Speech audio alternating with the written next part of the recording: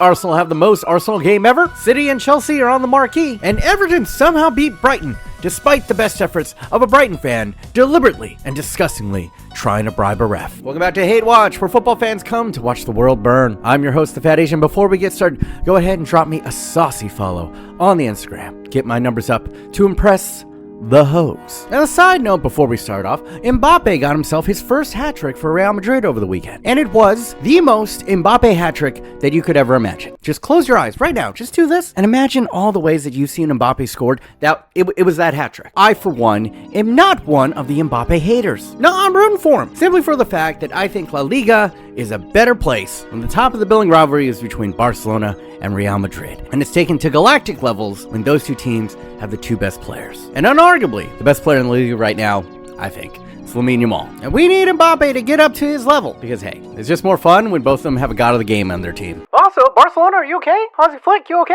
I blinked and you guys are third. But anyway, this is a Premier League team, so let's get into survival of the shittest. Look, I don't know what you want me to say. The bottom three took L's this week. But the big mover and shaker is Leicester. They got themselves out of the relegation zone by beating who else? Spurs.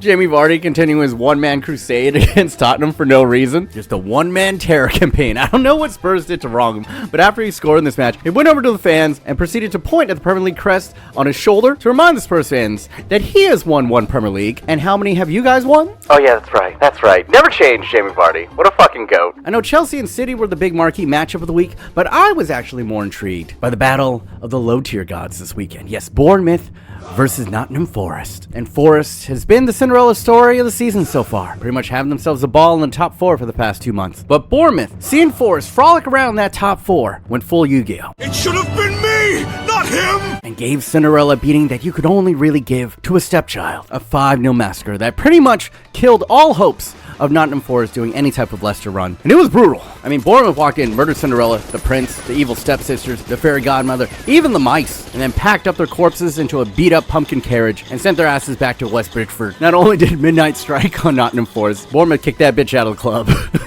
Oh, God. Yeah.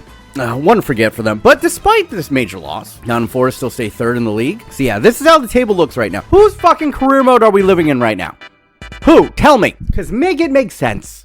Make it make sense. Arsenal over the weekend played the most 2024-2025 Arsenal game of all time. Because they did it again. They somehow got yet another first half red card. And this one might have been the most outrageous of them all, because Skelly is 90 yards away from the opposing goal. This is not stopping a clear goal scoring opportunity, but Skelly sticks out his foot, he clips Matt Doherty, and Michael Oliver immediately reaches and gives a red card. No hesitation. And if you slow it down, yeah, I guess you can kind of see the argument that he clips him slightly high, and then the studs come down on the top of his foot. But shit like this happens all the fucking time, and they don't even get a yellow card. And the VAR room goes ahead and backs Michael Oliver on this, and is yet another horrible fucking call that goes against Arsenal. And Arsenal fan, you have every right to complain, because this just keeps on happening to you. I don't understand how this keeps on happening, guys. At this point, you told me that someone at PGMOL headquarters, I'm gonna call them Pigmall from now on, if someone at Pigmall headquarters just had it out for Arsenal, I believe you. Because how does this keep on happening to Arsenal? What secret timeline are the heads at Pigmall protecting right now? Because the only logical explanation I can have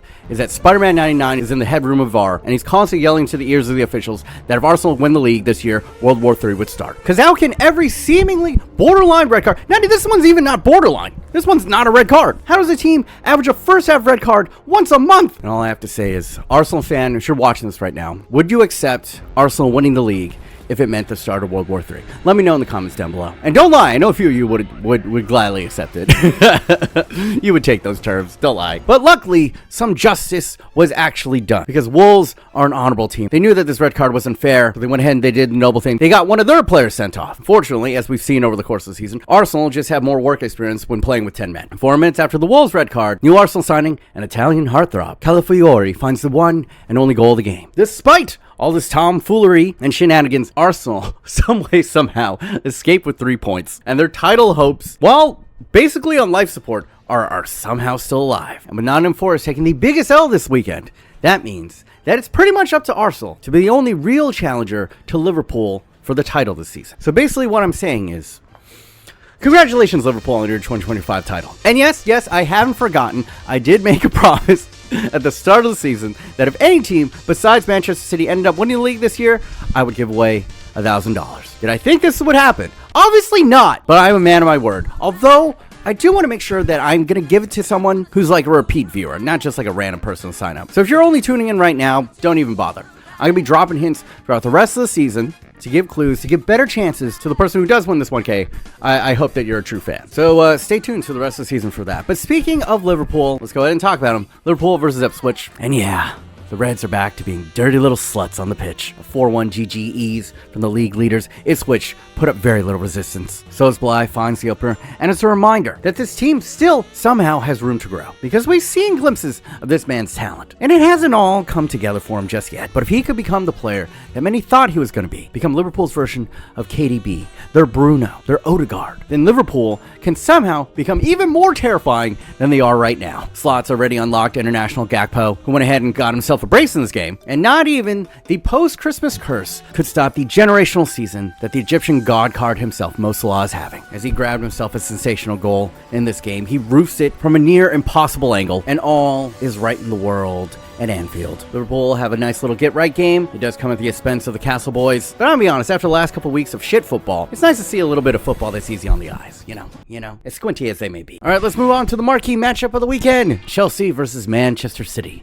The master versus the apprentice. The team of the last decade versus the team, perhaps, of the next decade. And if you thought you were having a bad day on Saturday, well, you weren't having as bad of a day as new Man City signing Krusenov, who, within 2 minutes of being on the pitch, absolutely fucked a back pass that led to an opening goal, and then 1 minute later, got himself booked for a challenge on Cole Palmer before getting yanked right after halftime. Yeah, that was a tough one. That was a tough debut. I mean, just look at this man's face. Although I will say this, I don't think he had that bad of a game. He had a crucial block that could have made it 2-0. He won a couple duels up against some pretty good players. And yes, he did get yanked at about halftime. But here's the thing. I think, more likely, this guy just has resting sad face. You know, like resting bitch face, but with depression? That's what Krusenov has. And ultimately, didn't really deter Man City. Because when they win a goal down, they look toward the man who's been their most reliable goal scorer, their most clutch goal scorer the entirety of the season. That, of course, is Gvardiol, the striker, stuck in the defender's body. Oh yeah, and then Haaland scored another one for his generational highlight reel. And while I'm watching this, admittedly, fantastic goal. All I can think is, what the fuck is Robert Sanchez doing? Why is the keeper this far out? Yeah, I think Chelsea might have to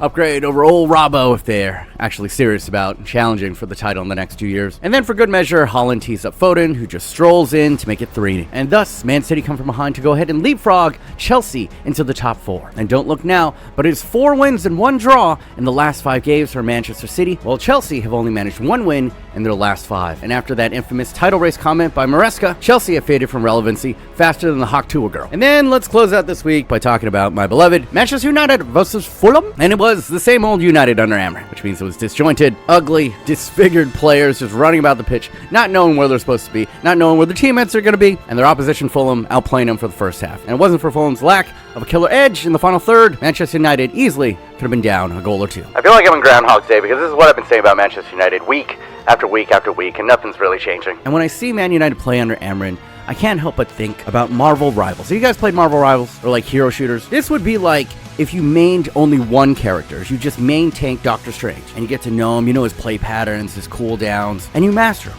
You make it all the way through the ranks up into Grandmaster. And right as you make it into Grandmaster, all of a sudden they ban Doctor Strange and you have to play Hulk. And now you're just learning Hulk, a completely different hero, mid-season, on the fly, while everyone else around you is playing on characters they've had over 100 plus hours into. And surprise, surprise, you're not going to look like a Grandmaster player playing Hulk. You're going to look like a fucking noob. And that is where Manchester United is right now. They got a roster full of players who train probably the majority of the professional lives in a certain system, probably with back 4. And now they're switching to a back 3. They are now actively learning a completely new system on the job in the most competitive league in the world. All the while, millions and millions of eyeballs watch them every weekend. Oh, and up against teams that have had full off seasons or even multiple years in their systems. And when you factor in all of the above, now you know why a roster that we have paid over 100 billion pounds for looks like they've never kicked a fucking leather ball in their lives every fucking Saturday. And I'm just so fucking frustrated by the commentators. They're just saying, oh, well, I'm not seeing any improvement in this Manchester United side, so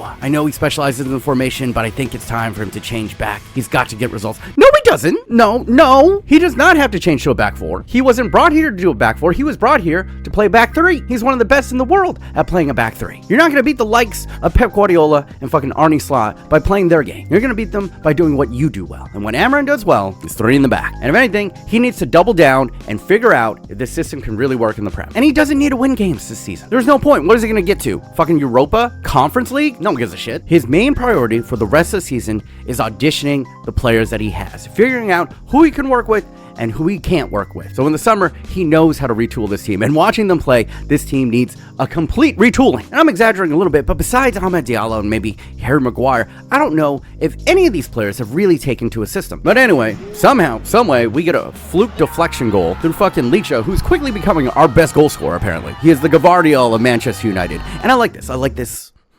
This goal celebration, it's kind of it.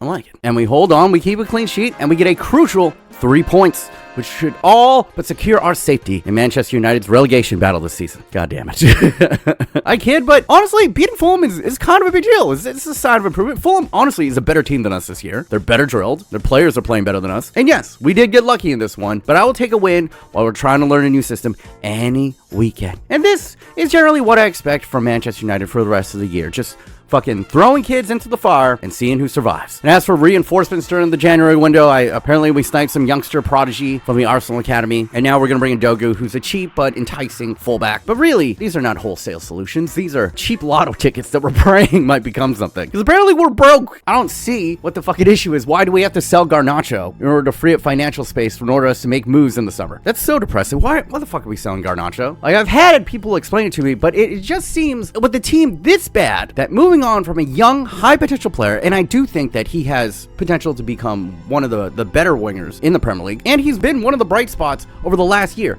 We're moving on from him? I don't know, man. But then again, I'm just a dumb American, so what the fuck do I know? Like, listen, we are shit. This is quantitatively the worst Manchester United of all time. We're sitting in 12th, so I understand that anyone and everyone should be expendable for the right price. But if they sell Kobe Manu, I'm fucking becoming a Liverpool fan. Fuck this. And yeah, that'll be it for this week in Hatewatch. As always, if you enjoyed, go ahead, smush a hard nipple into that like button right now. I'd like to go ahead and thank all my patrons, keeping me alive and well. I'd like to thank my newest patron, Kyle Stockton. Welcome to the GOAT tier. And of course, shout out to all the OG GOATs. We got Elm, Robert Matai, Peter Barr, Nyanya Barr, the Fat Austrian, Valente Vasquez, Movadoc, and of course, the incomparable Double GOAT, Sandra Jeremy. Thank you all, you guys. Also, I'm looking for a new editor, so if you'd like to go ahead and send in some work, go ahead and DM me your best work on Instagram, and I'll get back to you guys. And yeah, until next week, deuces.